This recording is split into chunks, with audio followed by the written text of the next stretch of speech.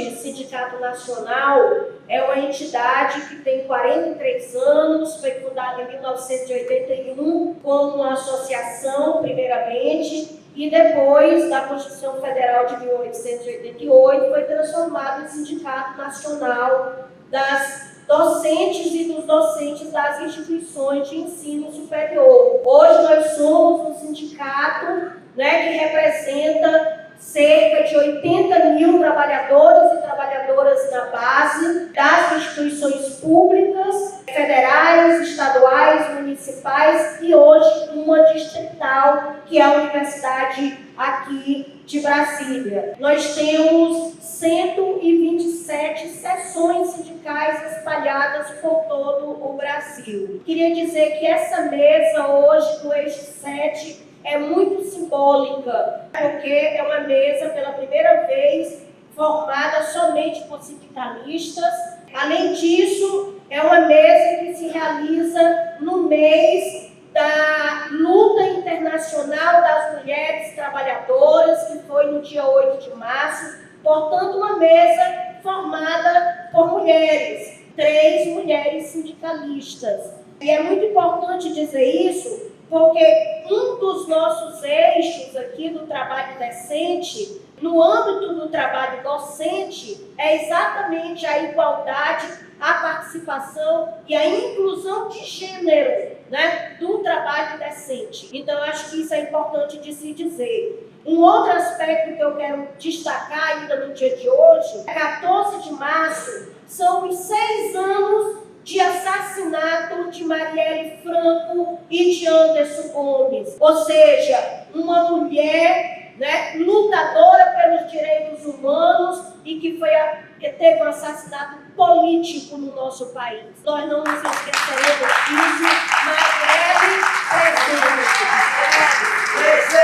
Marielle presente. Queria também destacar que nós temos muitos casos no nosso país de mulheres sindicalistas ou não que são perseguidas por questões de gênero. Nós somos um país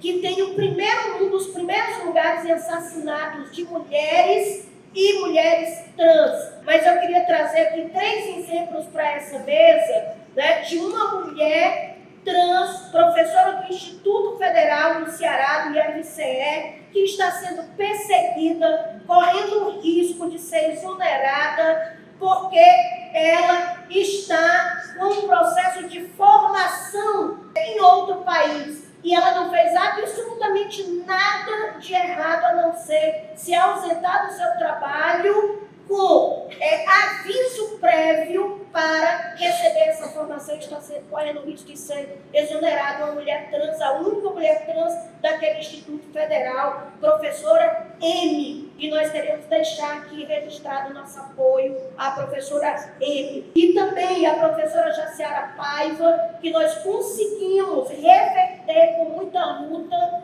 professora da Universidade Federal do Espírito Santo, uma liderança sindical no Antissindicato Nacional, que também estava correndo o risco de ser exonerada e tendo ferido o direito de exercer o mandato sindical. E, por último, a professora Helenira, do Sinasef, que sofreu um brutal ataque da extrema-direita pelas suas posições políticas. Então, nós não podemos deixar de fazer esses registros, porque nós estamos falando aqui do direito de greve, do direito de organização, e de vários direitos que estão relacionados com o trabalho decente e do trabalho docente. E queria fazer um registro também, que vai ser falado, claro, pela Cristina, que essa mesa acontece e na semana que começa a greve da FASUBRA, dos técnicos administrativos das universidades brasileiras, quando a gente discute nessa mesa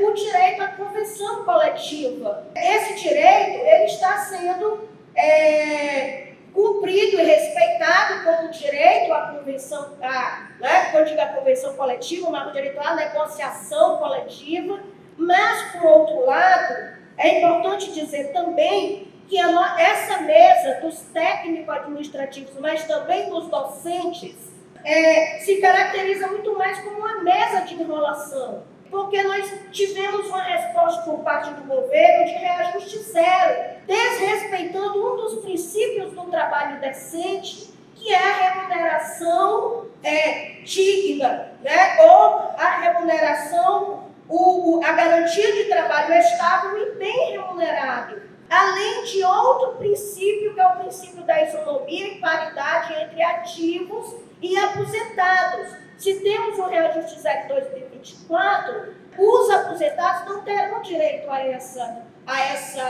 esse reajuste, que será só apenas em 2025 e 2016, e o reajuste será apenas sobre os benefícios que não alcançam, né, os aposentados e as aposentadas. Eu queria dizer para vocês que nós, do Antes, né, temos a produção deste caderno, que é o caderno 2, que nele, né, nós apresentamos, né, nossa proposta para a Universidade Brasileira e para a carreira docente, e aqui nós explicitamos os princípios daquilo que nós consideramos que seja um trabalho docente em condições de um trabalho decente. E aqui nós explicitamos vários princípios que estão condizentes com o documento apresentado. Nós trazemos aqui a defesa de uma carreira única para as universidades federais, Cefetes, institutos federais, também para as universidades estaduais e municipais. E essa carreira única tem como princípios, né? A defesa da formação continuada, que no documento se apresenta como formação contínua, mas é a mesma base, e a titulação. E aí eu queria trazer um aspecto bem específico, que é a nossa luta contra a resolução número 2 de 2019, que é a BNC Formação, que ela ainda não saiu da pauta, uma vez que o governo apresentou uma resolução substitutiva e não o fim da BNC Formação e nem a retomada da 02 de 2015, como é uma reivindicação apresentada pela Frente Nacional pela revogação da BNC Formação. Nós só tínhamos uma resolução no Brasil que tratava da formação continuada, que era a 02 de 2015, ela foi revogada pela 2 de 2019, durante o governo Bolsonaro. Nós trazemos também a valorização do tempo de serviço de forma automática, por meio de anuênios, biênios, triênios, etc. A defesa do regime de trabalho com dedicação exclusiva, porque só assim é possível a realização de do trabalho no interior das instituições de ensino, com ensino, pesquisa e extensão, o respeito da instituição pela indissociabilidade entre o ensino, a pesquisa e a extensão, o ingresso por concurso público nas instituições públicas de ensino.